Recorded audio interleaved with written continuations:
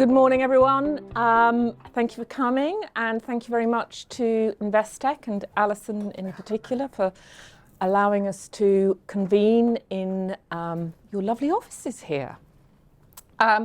This morning's session is the future of work in advertising, and I think all of you know this already, but it's being hosted by the World Media Group. I'm the Chief Executive, and my name is Belinda Barker. The mission of the group is to promote the values of journalism to the advertising community. Today's session affects us all. So in 2022, we conducted a survey about inclusion within our sector. Now, obviously, inclusion is only a very small part of the conversation that we are going to have this morning.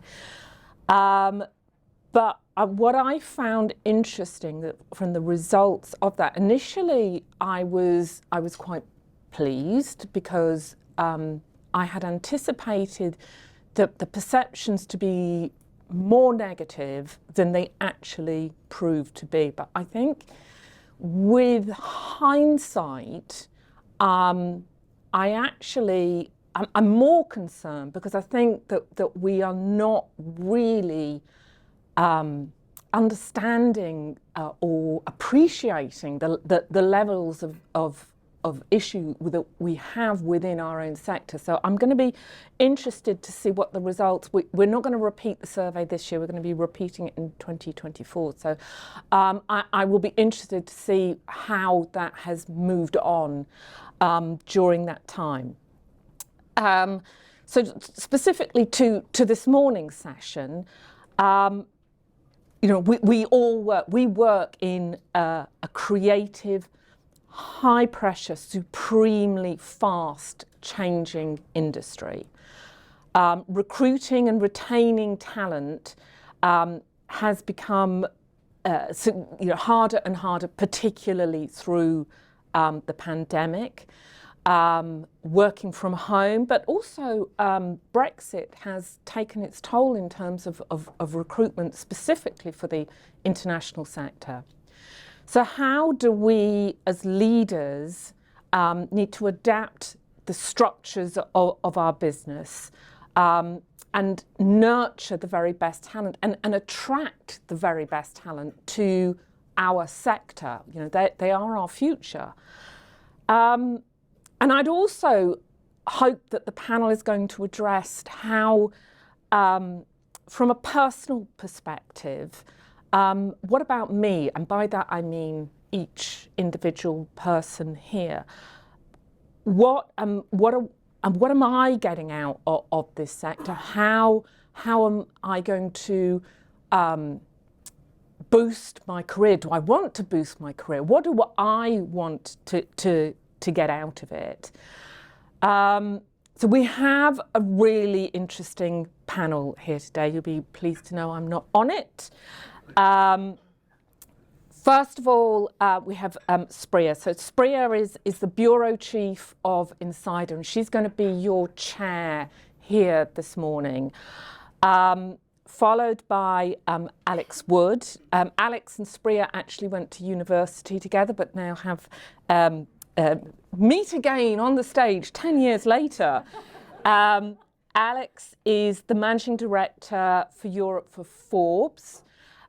He also has, his background is journalism.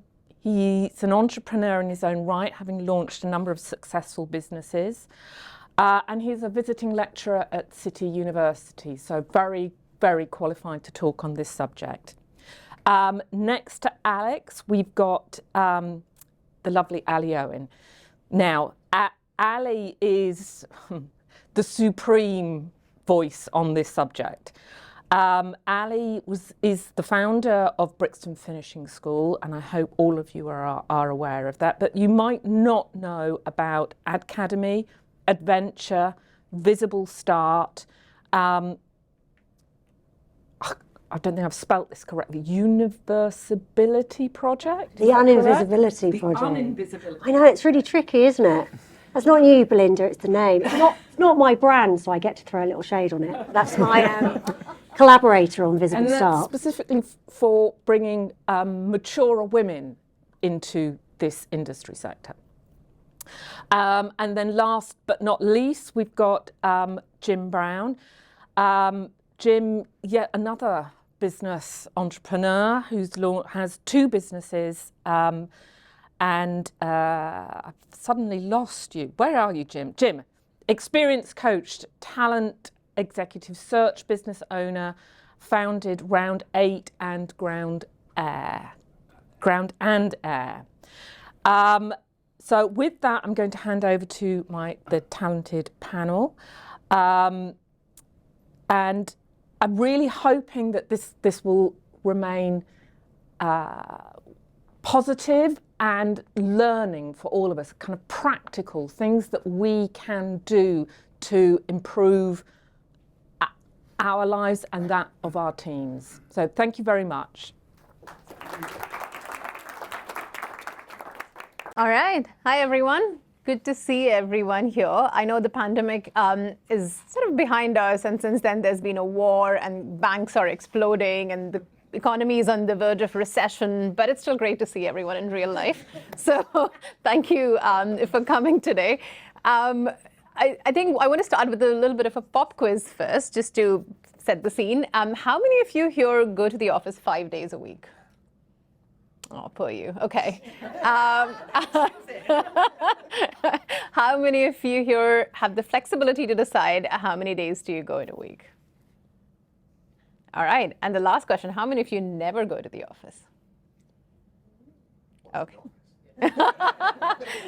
That's great. Okay, so that is what's changed through the pandemic, and that it's great that there's flexibility to be able to decide when and how what you do with your time. And I think we want to spend a bit more time with the panel talking about various hacks that we've learned through the pandemic. What is it like after the pandemic? What's this new normal like? What's our work like?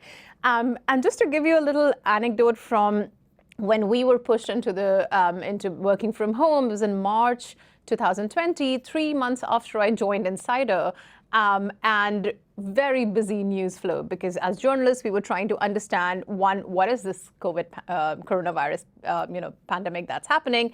Second, how do we work from home? How do we hire? We were still hiring, we were still interviewing, markets were going absolutely wild, and in all of this, my 3-year-old was just sent back home from nursery because nurseries were shut. And we were in this 2-bedroom apartment, and I actually decided that if I have to work and concentrate on the news flow, I need a place where I could just shut myself from him. And so I decided to work from my bathroom. For about 6 months of that year, every morning from 9 a.m. to 1 p.m., I used to work from the bathroom. And I'm sure a lot of my Insider colleagues may have seen that background in the bathroom. So I put a little wallpaper, I put flowers next to me, I had a snack box, and I worked from there, and that was my hack. And my son kept thinking that I'm actually at work when I was actually in the bathroom, literally right next to him, working. And that got me through. So that was my sort of anecdote or my hack that I invented during the pandemic. I was grateful that I was able to do that. But I wanted to sort of get to the panel and understand what was it like for you? And you're all from very creative industries, being able to constantly sort of thriving in an atmosphere where you're around people, talking to people. What changed? And I wanted to maybe start with Jim and then go from there. What changed in? What changed when we were thrown into the deep end during the pandemic? For me, the phone stopped ringing, so my executive search firm just completely stopped, and we wondered if it would ever return. So, in one way, that was quite liberating. I've been doing that for 25 years now, so that was a nice break. But I just kicked into creative mode really in terms of how I could mitigate the risk for me and my family through that. So I guess I just worked my ass off, to be honest. I just hid in a room and worked right the way through, and thrived on it actually most of the time. And then at points didn't, and definitely learned that balance is how critical balance is.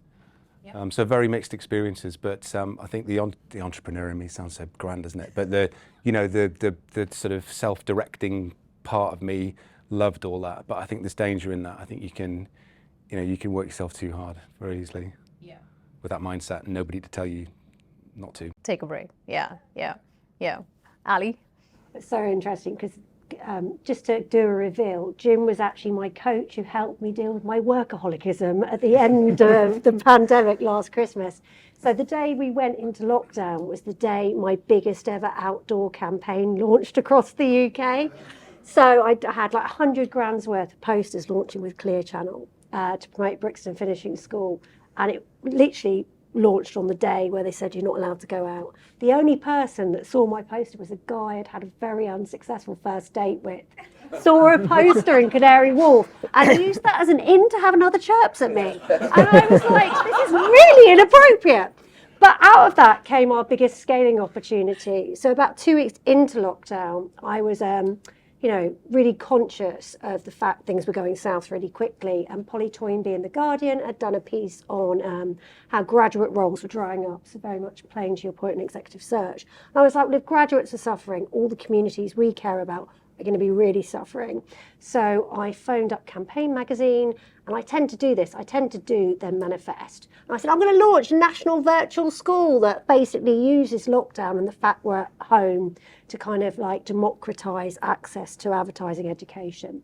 And that was the ADcademy. So that was huge. So then we didn't have any funding. Like you, I worked myself into the ground, may have had a little remortgage. Yeah. It's a hobby of mine. But we kind of had a really, it was just like, I'm really good in a crisis, really kind of fast months building allies. And it was a lot of getting used to different things. And we had to run our first Brixton virtually as well. Yeah, but I would say it was the biggest period of growth in my life. I don't think we'd be at the stage we are now. But in the repercussions was when you're burning at that level for 2 years, when you try and stop working at that level, it's quite terrifying to actually get back to normal working hours. Yeah. Alex? Gosh, there's a lot to reflect on, I think, kind of echoing what's already been said. It was a period of growth, at least at Forbes. We had just started our breaking news initiative, I think just 2 months before the pandemic, and ended up leading the international team for that. And that was a very stressful period for me personally, looking at, my US colleagues asking, so what's happening in Milan right now? What's happening in Madrid? And, having to edit all of these harrowing stories, seeing it coming. Speaking personally, and I imagine you would relate to this as well, as a bureau lead, it was very emotional, sort of thinking that you had that responsibility for those people. I took the decision to actually send the team home before the government announced it. I just felt that it was the right thing to do. But interestingly for our London teams, there's about 13 of us based in London and Paris. We kind of adapted really well to it because we always had to work agilely and remotely because most of our business is in New York. And so we were the ones always saying, can we try video calling? Have you heard about this thing called Google Meet? And so it was this wonderful balancing moment when suddenly the rest of the company had to learn what it was like to be working remotely, and it kind of leveled things out. But speaking personally, and I loved hearing your story of working from the bathroom, it was a really humbling experience for me because in the first lockdown, I was based in my home, and for me and my husband, it worked really well. We had enough space. We were very fortunate to be in different rooms, and we were like, this is great. We can do yoga, we can work out, and we can be really healthy. But then we started a renovation. Do not start a renovation during a pandemic. And so we moved out of our house. It was all planned before the pandemic, and had shared with some very kind friends. And that was a really big wake-up call for me. And I started to hear this from US colleagues as well, that when you don't have enough space, so I was working in someone else's kitchen, people coming in, flying about, doing TV hits for BBC while someone's cat was running in the background. My cat hated their cat. There was a lot of drama. And so I think it was also a really good lesson about thinking about people's well-being as well. And I think I could really tell some of my team who were younger, who were in shared accommodation, literally working on their bed and, really trying to take on a greater role as a leader and a manager to take care of people as well. So I think it was really good actually to be more aware of people's circumstances, and from that came some great growth. Yeah, and it's great that you say that, because that sort of brings me to the next point where what happened during the pandemic, all of us sort of going back to the drawing board, thinking, how do we manage it all, simultaneously also managing families and situations back home. The boundaries were blurred a little bit, right? So for employers, it was also very clear that when you hire someone, it's not just them. They bring their entire selves to work. And that became very clear through the pandemic. But that also meant that we were constantly juggling, right? So when we, and I think, Alex, you, I know when we spoke, you said that you came back from parental leave recently. When we got out of pandemic and we sort of came into this real world, which is the new normal that we keep talking about, what was the thing that you missed the most, or you were sort of very challenged by, where you felt like, okay, this is something that I'm finding very difficult to adjust to because this is not the same as pre-pandemic. But at the same time, I absolutely love this particular aspect. So for me, I absolutely love the flexibility, really. But one thing that challenged me the most is that environment of the newsroom, which was there pre-pandemic, where I'm very old school when it comes to newsrooms. And when a big news event breaks, I kind of want to stand up and I want to shout around and be like, you do the story, can we do the story? What's happening to the share price? I couldn't do that anymore. So in many instances, we would get on a Google Hangout and talk and Slack. And frankly, that helps. But that's one thing that I missed the most about pre-pandemic. Is there anything in your part of the world where you're like, oh, I absolutely love this, but I wish I had something from, who wants to go first? I'll throw it out there. But So I think for me, it was the personal contact with our talent pool. So if you think about it, we're a talent accelerator, and that's all about relationships and people. And seeing people grow and building their confidence. I know I've got an emerging team. We've got, many young people, and understanding how to understand where they're really at and if they're okay was a whole new language to learn, definitely. I just think for me as well, I mean, I've got a small house. There was a lot of people in it. A bit like you. It was just that kind of privacy bit. It all got a bit Stockholm syndrome in the end. I don't know if that's the right word. Yeah. But I definitely think, Alex's point, understanding well-being in my team, people saying they were okay and could understand tasks when they were actually too scared to say they couldn't. And really just that bit where if somebody's next to you, you can support them in the moment. I really miss that. Yeah. And Jim, when you and I chatted, you also mentioned about this dynamic where there are like 4 generations working together now in various offices. Could you talk to us a little more about that? I found that very fascinating. Yeah, I mean, I don't think we're quite there yet, are we? I think that's coming in the next 5 years. We're going to have another generation there, aren't we? And the juniors that now are going to be the mid managers, and I think that's why is that interesting? What an opportunity for companies to have what ostensibly kind of mirrors the family dynamic in an office environment, and what an opportunity for people to learn from different generations and support each other in different ways and get different ideas, etc. But I suppose the risk is if we don't set ourselves up for that early and be really clear about what outcomes a business requires, what tangible outcomes they have, what kind of culture they need to create, etc. Then you're just going to have these generations just bumping into each other with very, very different agendas, priorities, because they're from different generations. What would be your advice? I think it's a bit trite, but it just has to be about the right leadership, and that's got to start at the very top. And the problem for, I imagine, a lot of people here really is, I guess some of you representing American businesses or foreign-owned businesses, you're not necessarily owning the whole, decision. So I think being very, very brave and adept at managing up to get really clear with whoever actually owns it, and I know that's harder with shareholders, that's a whole different thing, on what good looks like. And from my experience of working with lots of different media companies over the years, it's very rare that somebody can really articulate what good looks like. So if you can't do that and you're not really as clear as you can be on your outputs, how are you going to manage corral all these different people into working hard for you and investing their time in you? I know that's just asking a question rather than giving a solution, but I think That's the big challenge. But I think within that, there's opportunities to do that a lot better than anybody else, because people are doing it generally pretty loosely. And if you do that and then you just sell that employee proposition really, really clearly and consistently and deliver on it, then people are going to like working for you, and you're going to get the best from them. Yeah, and that's a very interesting point about how leadership is also very evolving during this sort of, especially managing a hybrid workforce. It's not easy to manage a team sort of based in multiple places.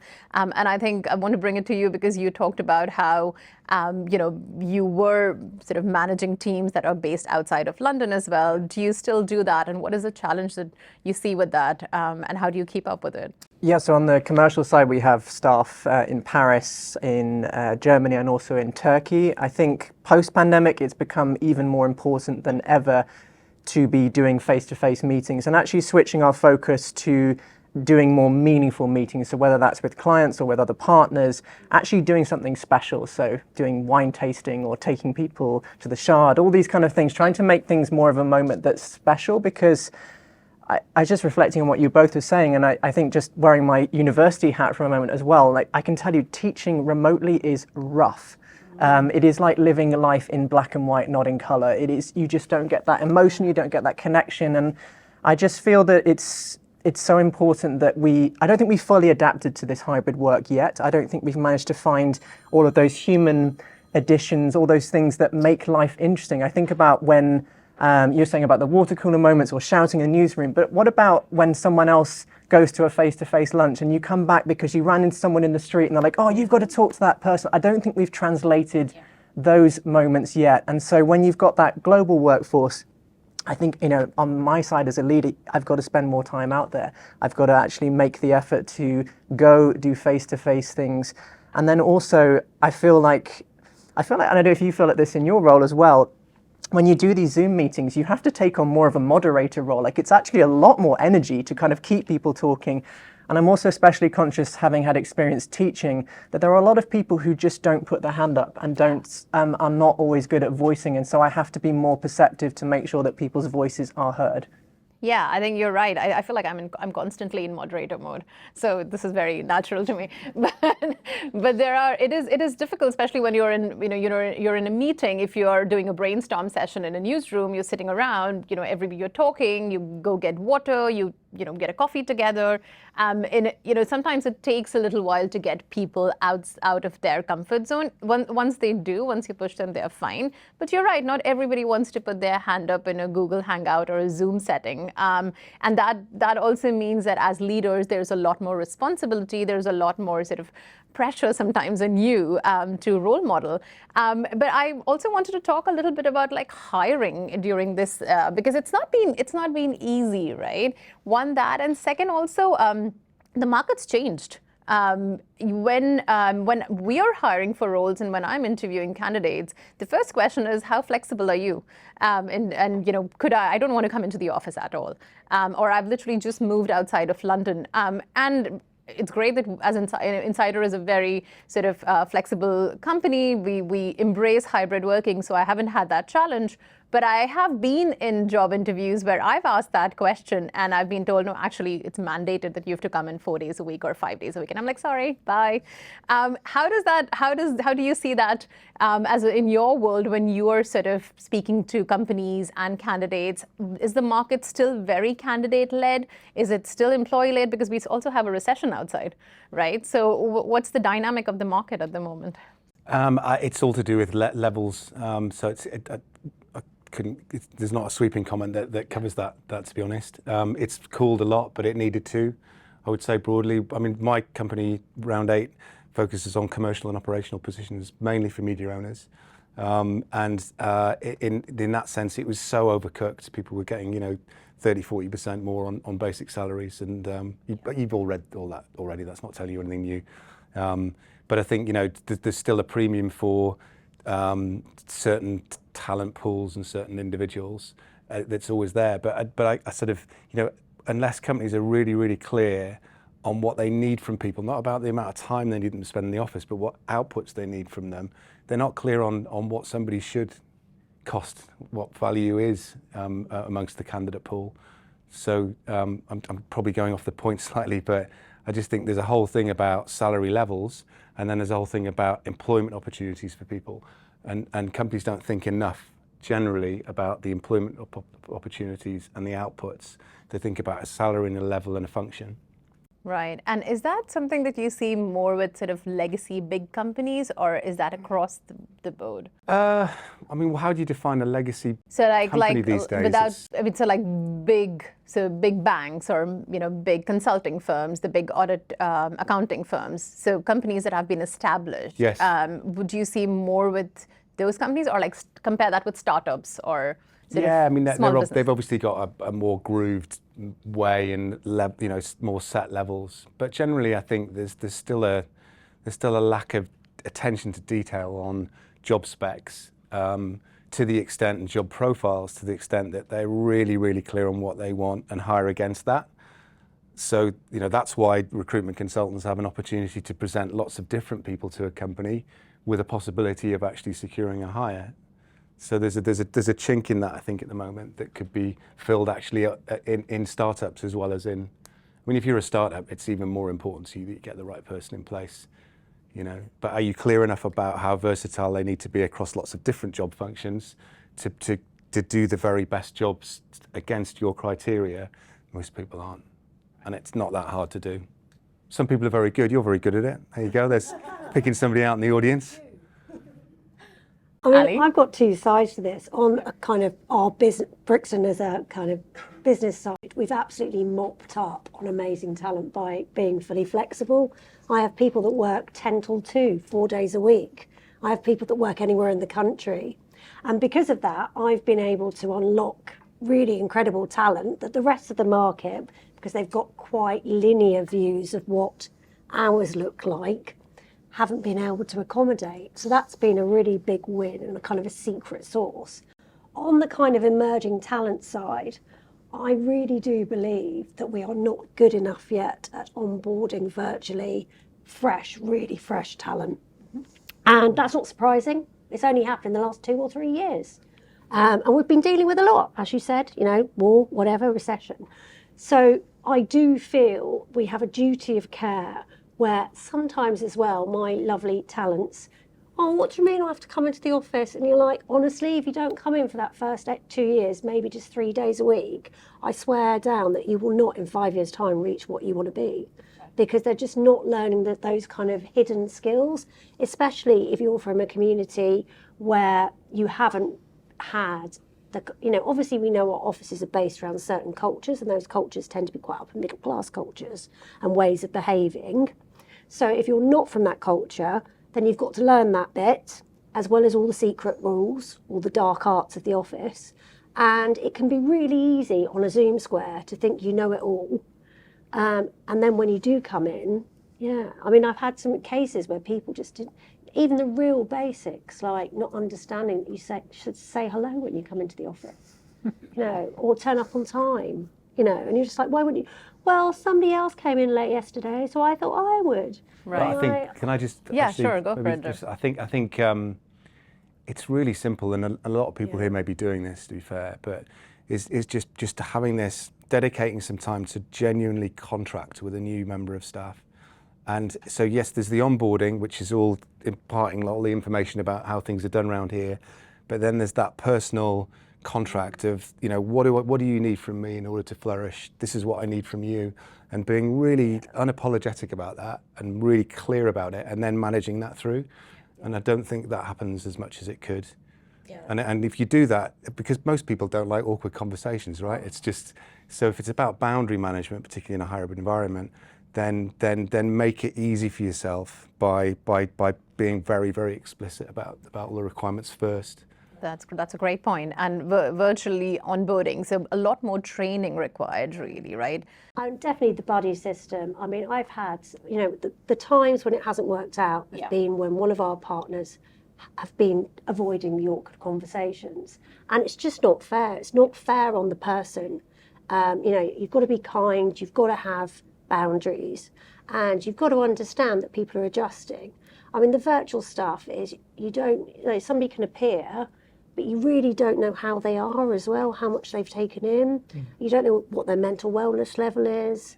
And you'll only see them for the bit you're on screen, and then they may be in another bit with some more people, so you never get that whole picture. Yeah. Whereas if somebody's in an office, you can kind of, those non-verbal cues, you can pick up a lot more about where somebody's actually at. Yeah, I want to talk about the well-being aspect of it in a bit, but Alex, wanted to get your take on this topic as well, because you are managing a hybrid workforce as well. What do you see, especially when you're hiring people who's, you've not made that contact initially? I think similar to Ali, I see some real benefits and also some challenges as well. The first thing is this greater focus on flexibility has obviously opened up the talent pool. And one of the team members that are here today was working in Dubai when we met and applied for a role and was going to be doing a master's in Scotland. And if someone had done that to me before the pandemic, I'd be sort of scratching my head thinking, how the hell are we going to make this work? But actually, he's a great talent. He had the experience he wanted, and then we encouraged him to move to London. Thank you for moving to London. But it's really good that we got that talent that probably wouldn't have crossed through these doors. And I think about all these people we would have missed out on years and years ago. But conversely, as you were saying as well, I am a great believer in getting people into the office 2 days a week, is a good kind of starting point, because you've got to build that culture. And I think it can be really, really challenging. And one other thing I'll say that I think has been really positive is my team in the Bureau have always been very international in terms of backgrounds. And during the pandemic, you remember when there were those short periods where you could travel back to your home country and see family. And of course, we gave them that flexibility, but that's now become a normal. And so another one of my team members I affectionately refer to as our Madrid correspondent, because she just loves Madrid and she likes to be there and she likes to work from there. Why the hell not? This has been really positive for her well-being. We have other team members that spend most of the time in France. They meet some of the clients in France now as well. And actually, let's take advantage of some of these things and give people that flexibility on the personal side and on the work side. And I think it's been so, so positive. Yeah, and you made a great point about we would have missed out on a lot of people like that.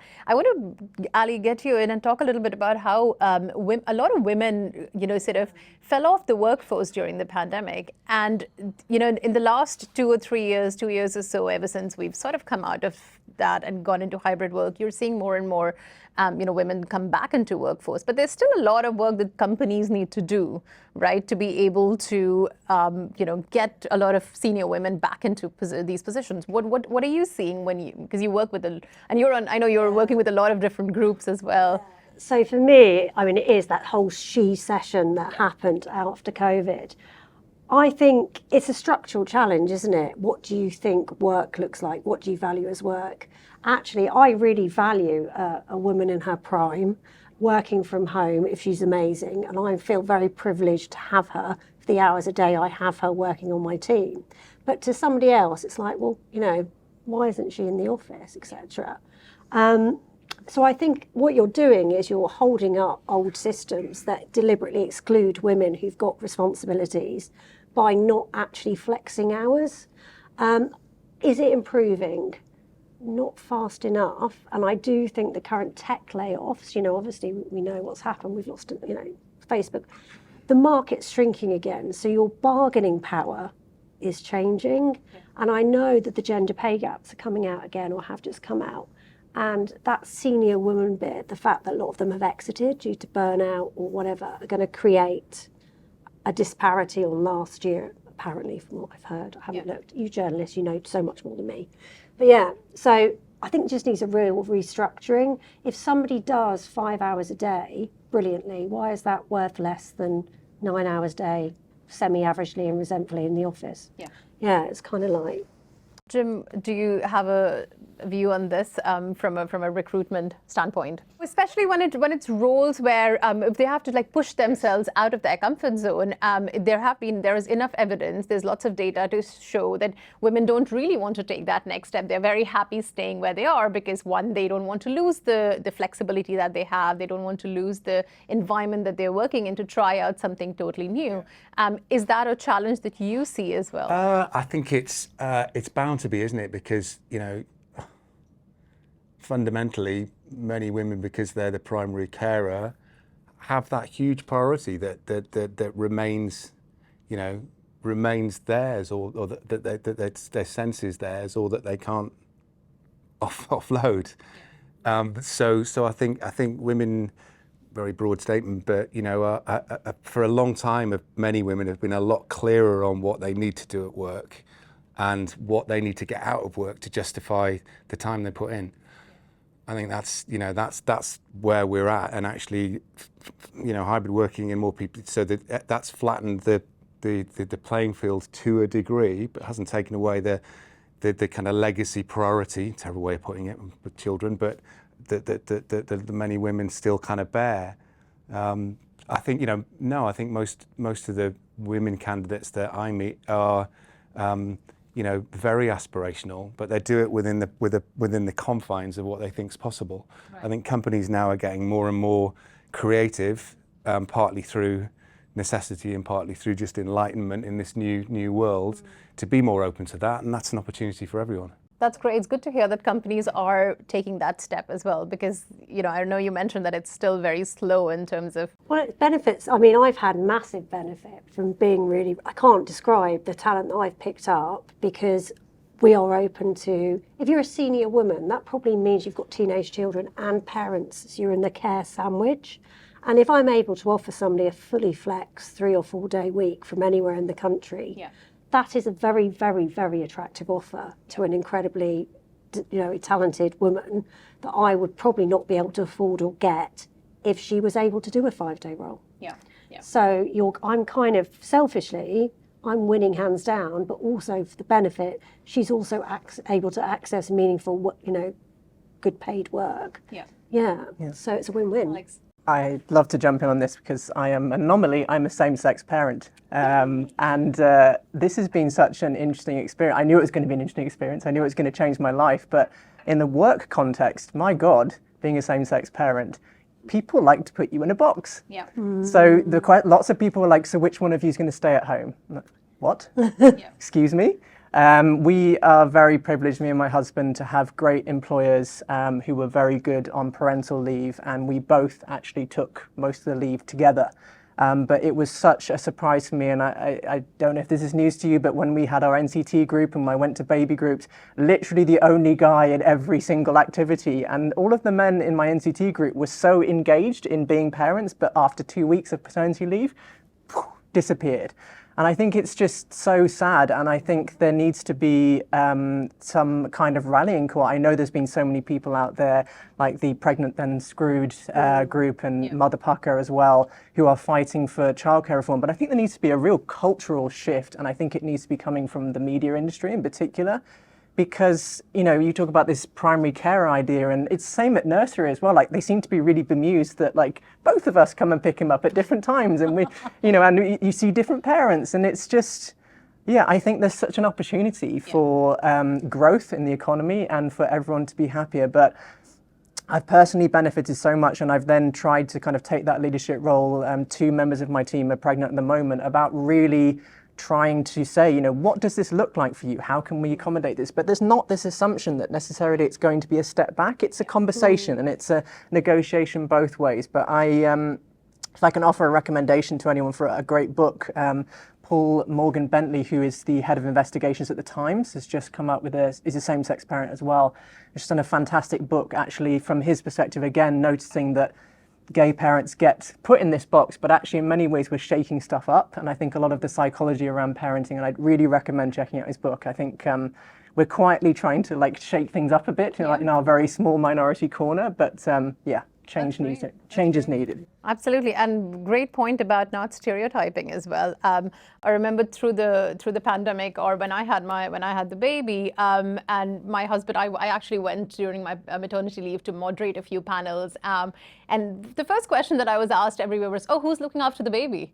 I was like, his dad. Oh, that's great, and there was this shock that people had on their faces, and I said, "Why are you so shocked? If he would travel to work, would you ask him who's taking care of the baby?" So I think you're right, this changing the stereotype is extremely important, and sort of this assumption that mom is the primary caregiver, so she has to take a step back, is something that employers also really need to push to change. But I want to change tack a little bit and talk about creativity now, because we are all in industries that are very creative. And this entire sort of hybrid working, it's working really well for us. But one thing that I personally struggle with sometimes is just not being able to find those moments of creativity when I am working in an isolated fashion. And so, coming up with various hacks, for instance, if I'm working from home in a day and I feel like I'm not able to put my mind into creative ideas, I go out for a walk, take a paper and a pen, step away from my laptop and just write down notes and then come back. What about you all? Have you had this challenge where you're facing, you're trying to be creative but feel like you're facing a wall? What do you do then to break that writer's block, as we call it? Who wants to go first? I think for me, especially becoming a parent as well, you have less time, you have to be more efficient, more productive with it. I've been using the time boxing method, so actually properly blocking out my calendar for every single thing, task, meeting, etc. But also accepting that my brain is in different rhythms. I think I used to, really, especially in my 20s, naively think, right, now you can write a story. And sometimes you have to get yourself in the frame of mind for that. And so I'm being really careful, particularly with Zoom meetings, which are just such a suck of your energy, that I'm just like, you can only do 2 hours of that, and then you're going to have to go and do something physical. I think, again, the pandemic really taught us to listen to our bodies a bit more. And so maybe I'll do some exercise and just accept that with time boxing and planning, that you cannot do all of those things in that day, and actually blocking out to say, this is a creative time, I need to be in the frame of mind, maybe I need to see a friend before, have a face-to-face lunch or something to build up that energy, and not try and do the impossible anymore. And I think, I don't know how I did it, in the office in the old days. I think it was probably fueled by coffee and booze in various different orders, but I don't know how I did it. I completely agree. I've got work zones now, so I'm in an ADHD diagnosis, so I've really lent into my natural rhythms, and obviously I'm blessed, running my own business, to do that. So I get up really early. I tend to, between about 6 and 9, do the creative stuff, the big thinky stuff, because the more inputs I have in the day, the less brain cells I have. That's essentially how it works. And then the power of the midday nap. It's my new top tip. So I need to reboot. When you turn a computer on and off and it's just a bit like, it's all gone a bit crazy in the computer. So I really like a little nap at lunchtime if I'm at home. I haven't worked out how to do it in the office yet, because they seem to have removed everything that's unnappable. And Shoreditch House, it's really cold by the pool at the moment, which is such a first world problem. But you can't sleep out there anymore. So we need to bring back, I know this is a little I always say to my team, why can't we have hammocks? Yeah. And they're obviously Gen Z and they've got loads of energy and they don't see the point. I'm just like, just have a little nap, then I'll be much nicer to everybody. Yeah, so morning is great for creative ideas, and then afternoon naps, power naps. Yeah, power nap, or definitely exercise every lunchtime. And then afternoons by about 4, that's when my team knows they're going to lose me, because it's all done. Right. Yeah. I'm not sure if I'm a particularly good example of somebody to advise on creativity, but at Ground and Air, my coaching and development company, we've got really focused on flow science and done a lot of reading and research in that area. And what you've all described actually are kind of aspects or, relate to certain parts of the flow cycle. And flow is that ultimate sense of engagement. We kind of all know what it is without knowing the science, don't we? It's when you're in the zone and you're, really focused, and time kind of stands still or goes really quick, and that lovely kind of feeling. And obviously that's what we're all trying to get into. We'd prefer to be in that than t'other. So, you've got, and there is a cycle that one goes through, which relates to creativity actually. And the first part of the flow cycle is struggle, and that's when you're just trying to get into the subject, or it's, that's the bit where you're most likely to check your email or, push yourself off task. But actually, if you can spend the actual, they've isolated this to the optimal time is typically 12 minutes in order to drop from the struggle into the next phase, which is release, which is on the way to flow, which is always followed by rest and recovery. And if you first of all recognize that is the flow cycle we will have to go on, then you accept the kind of tension and discipline that goes with the struggle phase, because you've got to go through that.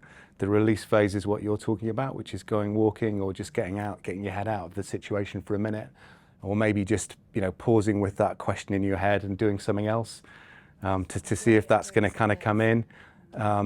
Flow is flow, and then rest and recovery is everything that goes with that. And we all know how to rest and recover. We just don't do it enough of the time. So that's quite a full answer. I also have a whiskey barrel in my back garden, and I jump in that every day now in freezing cold water for 3 minutes, and it's the best thing I've ever done. Exercise, nap, and whiskey. That's what will keep you going. And just still sticking to creativity, when you're managing large teams or as a manager, a challenge often is to sort of instill that creativity in the team, energize them, especially when you're in a hybrid working environment. Do you have any tips for the audience or any hacks that you've come across where you feel, actually, I've done this and this works? I think just coming back to what I was saying about putting the value in those physical face-to-face moments, when we've done our offsites, we've invested a lot more money into them.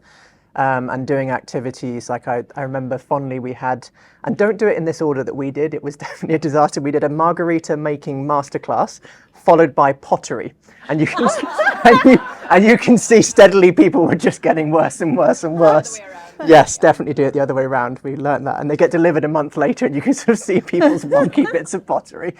But I think it's just having those moments to do physical things. And we also did a foraging masterclass as well. It was all sort of a 2-night stay in a really nice hotel called Birch just outside of London. And I think that those moments were just so much more valuable than let's get a Pret lunch ordered into the boardroom, all those kind of things. And, let's do that once or twice a year rather than having those kind of mediocre lunches where let's be creative. Let's actually engage other parts of our brains. And I think that's been really, really successful. And it's just fun as well, because work should be fun. Yeah.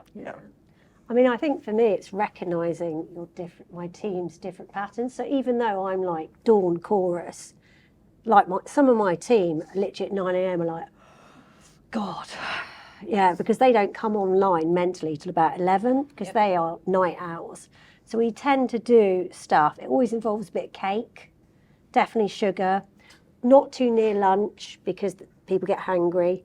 But around about 10 and 12 is my sweet spot for when people are kind of powered up and they can do some actual ideas and stuff. And also let them do it in their own way. For example, we let our teams communicate. I'm not on Slack. My team loves Slack. But I know if I got Slack, my brain would fry by about 11 a.m. because too many inputs. I can't have that many. Whereas they don't like WhatsApp. But we kind of try and do things in a way that is right for that particular group of people. Yeah. So not one size fits all flex. Right. Yeah. Back to geeking out about flow, really. So there's individual flow and there's group flow, and that's about, there are certain conditions that you can create around a group which support or derail them dropping into that state. Happy to share any resources with anyone after this if they'd like me to. And a lot of it's stuff, a lot of it's really obvious. It's just, setting the meeting up in the right way, picking the right time, etc. But ensuring that all ideas are supported. It's classic brainstorming stuff that actually we all know, but we probably don't often really do. So tight, clear on the task, tight on the deadline. So there's a bit, clear. The shared risk is another aspect of group flow. So it's got to be important enough to everyone for them to lean into it. Feedback loop. So really specific feedback through that session, and establishing what we're there to do, because I think a lot of the time, this is broadly with all meetings, particularly on Zoom and particularly when we're trying to get creative or productive, is, are we on task or on relationship? Because if we can be on both, we all want to get on while we're doing this, but we've got a job to do here. Or we're talking about what's happening outside, and we're dedicating that time to that. And again, it's just back to clear conversations, so people know where they stand, so they can relax and have a giggle or get on the task and push themselves. Yeah, that's great. I know we want to keep some time for questions, so if you have questions, please raise your hands. All right, Belinda. creativity, but you've mostly focused on what to do when you're in person to be creative.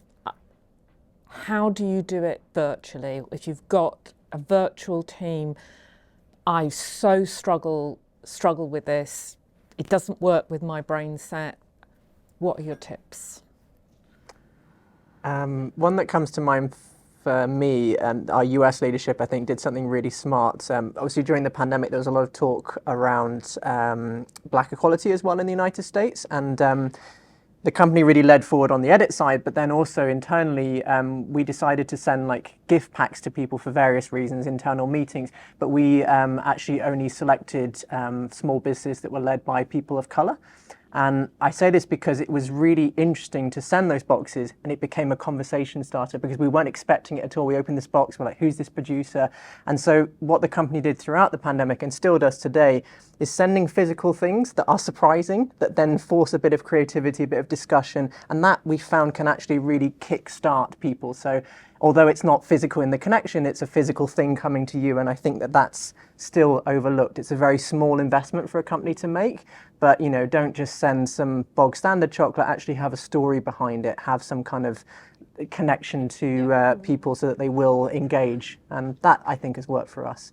And then the second thing, it always seems to be food with me every time, but for our Christmas party, December 2020, we did virtual pizza making. So we had a bakery who was on our under 30 list at Forbes, sent pizza making kits to everyone, and it was again really nice because you see people on Zoom like flipping the dough around like this, but it sort of kickstarts thing. And I think for me it's always about physical action and creativity, so if you can try and bring something physical into the virtual realm, that will get things going. For us, I mean, majority of our teaching in the academy is virtual, so the talent works in small teams on briefs. I think for me it's about time, setting a time limit, no more than 45 minutes on any task. Everybody does a bit of prep before they arrive, so you'll have the brief, a well-written brief with clear outcomes, and then you bring that into a virtual situation, and there's actually some kind of experienced or trained moderator that then takes that small group through the kind of creative experience. And that, you know, I think for me as well, with the younger people, they live virtually. That's how they live. So I think it may be slightly easier for them, whereas for me, I need to be physically somewhere, to properly engage. Otherwise, bits of my brain are just not in the room. Yeah. So I think it depends as well on your neuro typicality or diversity, or it's an individual thing. Extroverts really need to be in the room. I'm a social introvert. I'm happy in a cupboard. Yeah, I'm all right. Yeah, you know. But yeah, I think it's a really understanding the individual best optimizations within your business. Yeah. And I think on that note, there are lots of ways you can do that actually, and a lot of them are free. You know, there are two tests or assessment tools that you could use. One is called Key Drivers, another one's called Conflict Styles. You know, freely available. I'll share those with people if you'd like. We use them a lot. And you know, they're very good ways of you actually understanding more about your team before you get into a creative think tank on Zoom. And I think if you can help build a shared language amongst your team as fast as possible around how they communicate about how they're feeling, what they need from each other, etc., then you know you're in a better position to call them out on a call and say, look, you know, we need your attention here, or I know you can't give us any more attention. Let's call the meeting short. It's just, I'm sorry, but it just comes back to communication, really.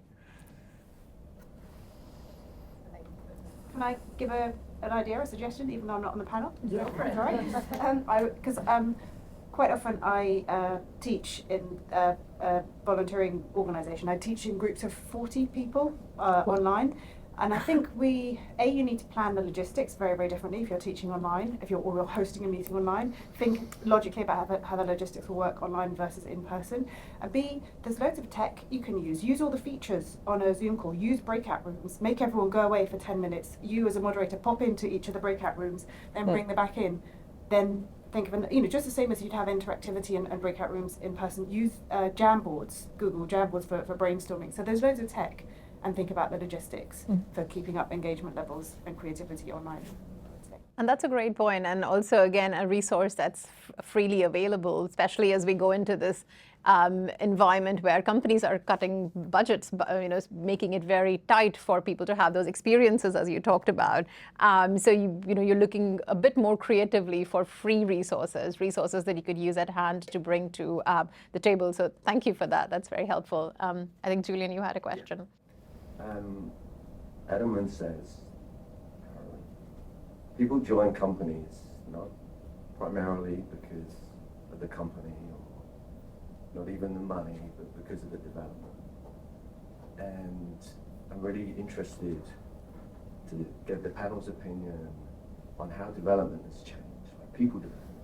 As we're talking about the future of our businesses, it's about developing the people. And to me, that feels much harder in hybrid, and maybe that's because I'm old. And the way to develop people was spend a lot of time with them, understand how they work and operate. That's really hard in a virtual environment. And so are we then creating biases in development, like in a different way? Are we missing those opportunities? Are there any great ways?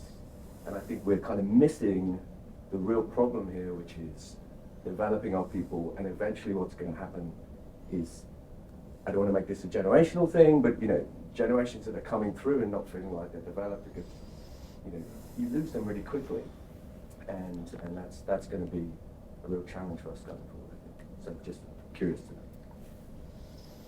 know. So how has development changed? I don't think it's changed enough. I think it's evolving pretty quick. Don't think people are spending enough money on it.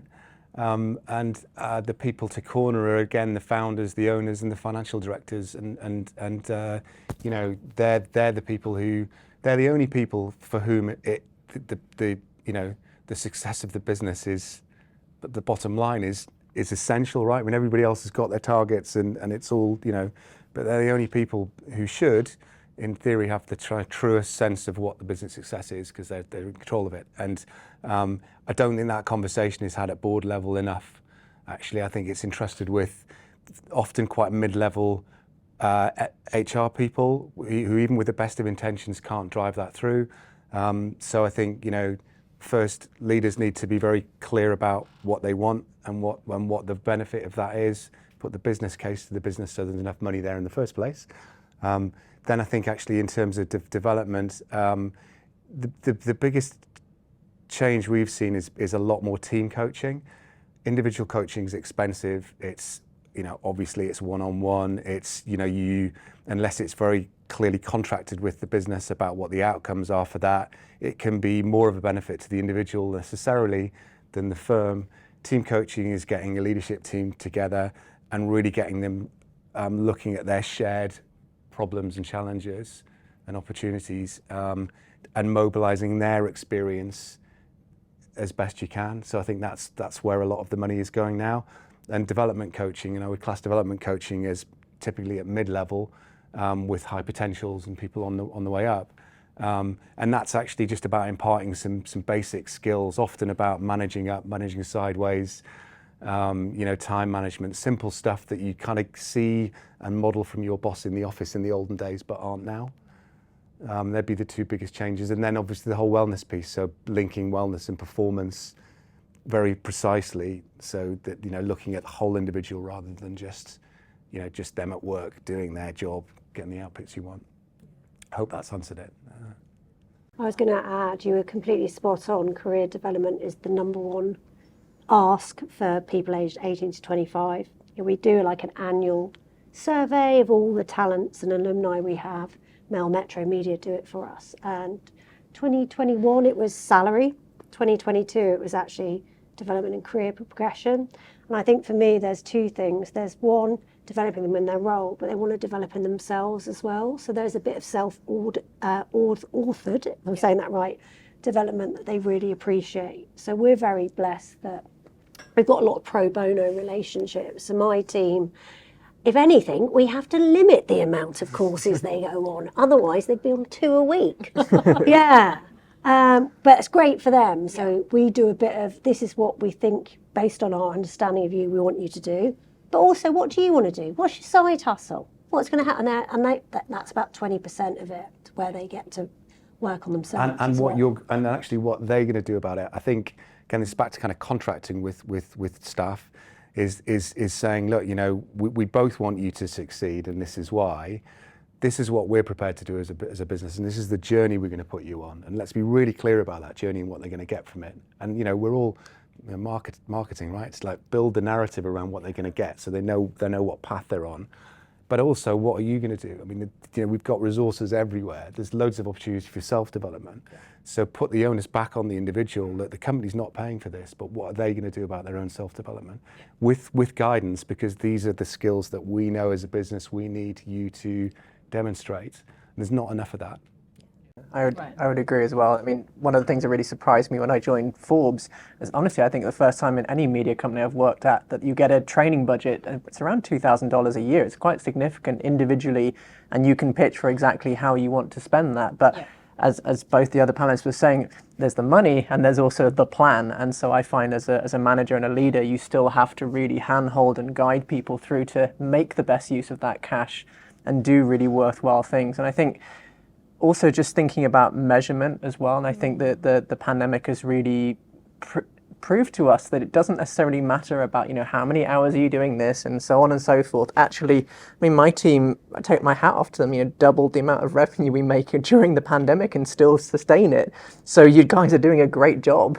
I don't care if you work fewer hours. I don't care if you go for a run in the middle of the day. If the pudding is that good, then let's keep working on it. And I think it's just been such an enlightenment for managers and leaders as well to really shake things up. And it also empowers your report. It also empowers your team to know that you have their back. You know, you're trusting so much on them, and there's this freedom and responsibility really that the principles of the organization are. Yeah. Right.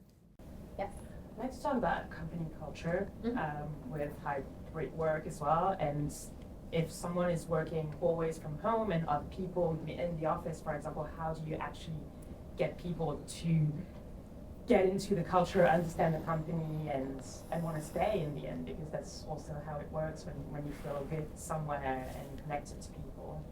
How do you? That's a great question.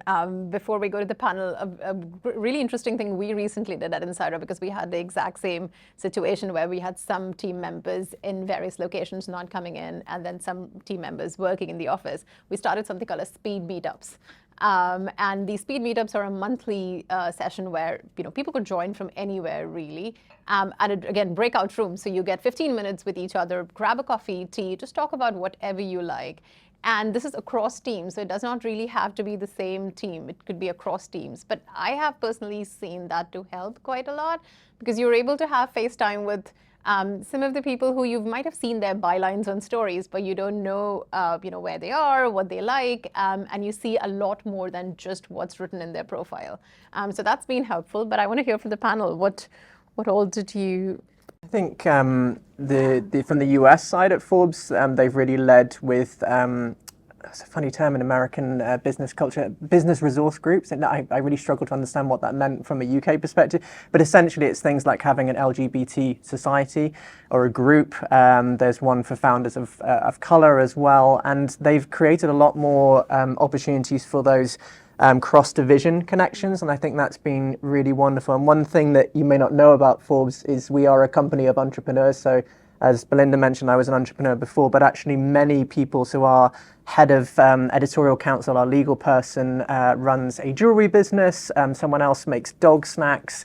There's so many different people doing side hustles, and there's been a lot of kind of connection across that. And I think that starts to build a culture, because we're a magazine about entrepreneurship, so that really reinforces it. But I would also say, honestly, it's a challenge. It's really hard, and I love food, and I want people to come and do food. But I guess one of the things that's helped entice people back is actually allowing the team to say, I've got this restaurant I've always dreamed of going to, and allowing them to really put forward. And luckily we are a team of foodies, so that's usually the kind of carrot that we can dangle to get people to come in occasionally. Yeah. I mean, for us, we've got a mixture of things. Have got a culture committee, even though we're quite small, which is run by the more emerging members of the team. We have regular kind of meetups and catch-ups online, which are a bit more social. And we've also got ARGs, which are our version of business resource groups, but they're alumni resource groups. It's tricky, isn't it? And we do regular in-person meetups where people are like who are in Manchester or Margate or wherever come in.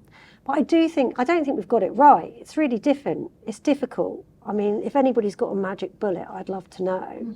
Yeah.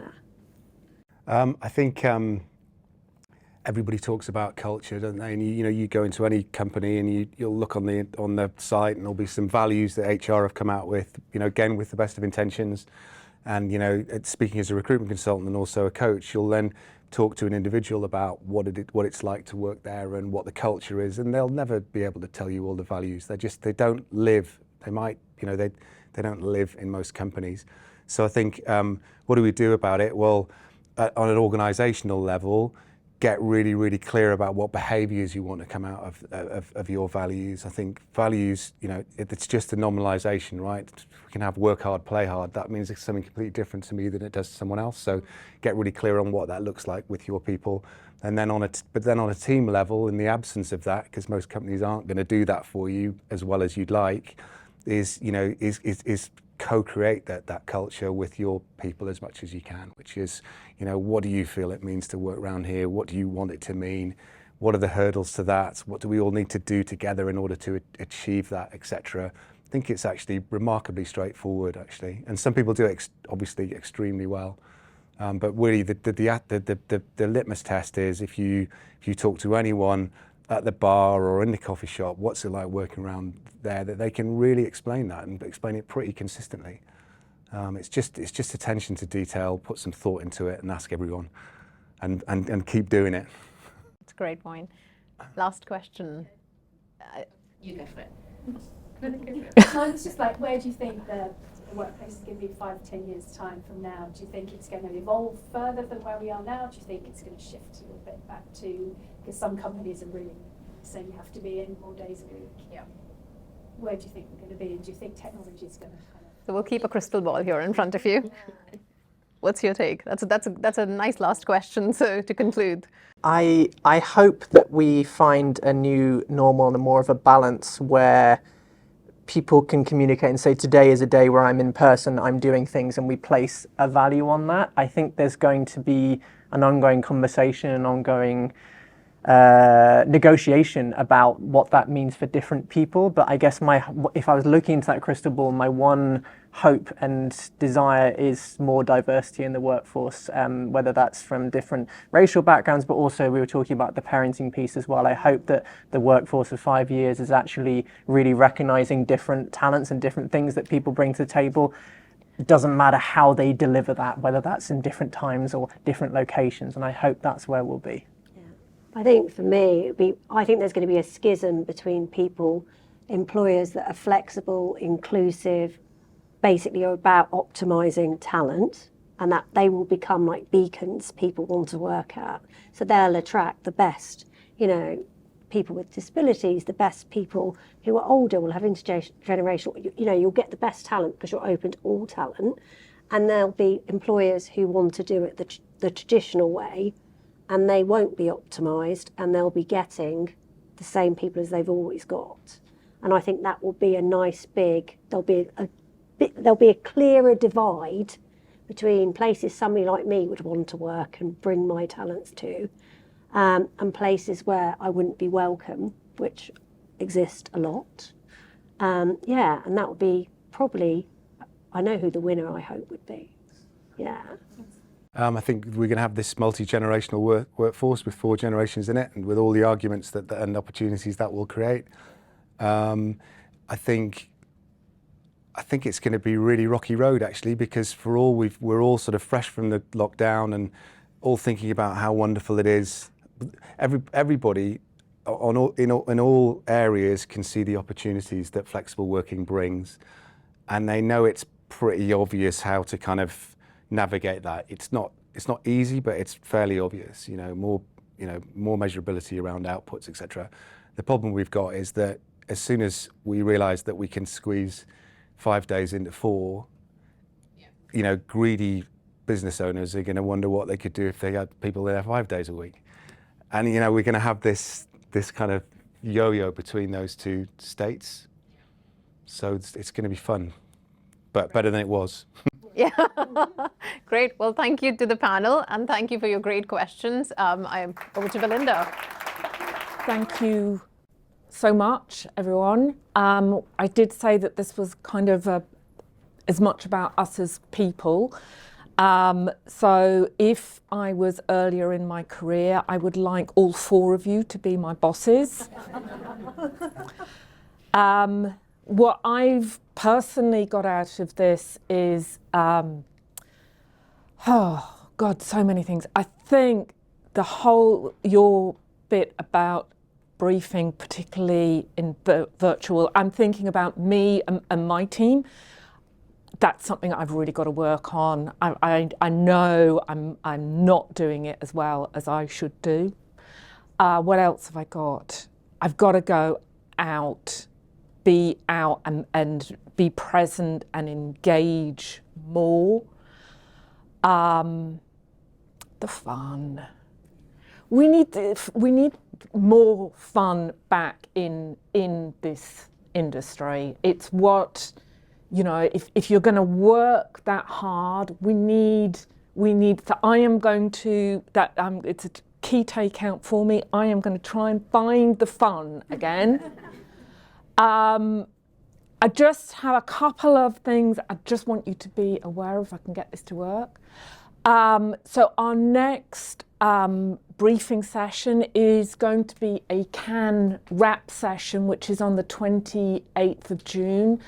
And there will be some fun in that because it's for anybody who's not going to actually physically be in CAN, but there will be some, you know, lovely glasses of rosé to be drunk afterwards. So we'll get that CAN vibe going. So that's on. And then a little bit later in the year, we've got the awards again. That the night is definitely about fun, but it's about celebrating your brilliant work. So it is still open for entries. In fact, you've got plenty of time to enter, but please think about entering your work. If you've spent all that time putting incredible campaigns together, get it celebrated, and this is the best place to do it. So yes, let us know if you've got anything, and we'll look forward to it. And with that, that's the end of today's session, but I want to say thank you so much.